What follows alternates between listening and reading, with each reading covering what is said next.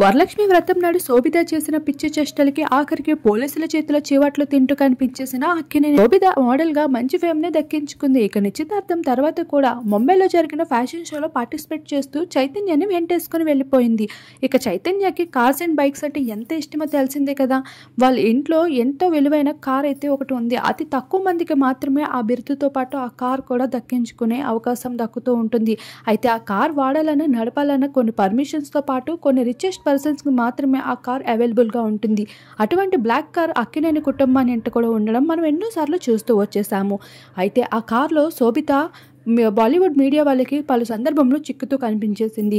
ఇక అంత కాస్ట్లీ కార్లో శోభిత తిరగడం అది అక్కినేని కార్ అని తెలియడంతో మీడియా వాళ్ళు ఎంతలా ఆ ఫొటోస్ని వైరల్ చేశారో అందరూ చూస్తూ వచ్చేసాము.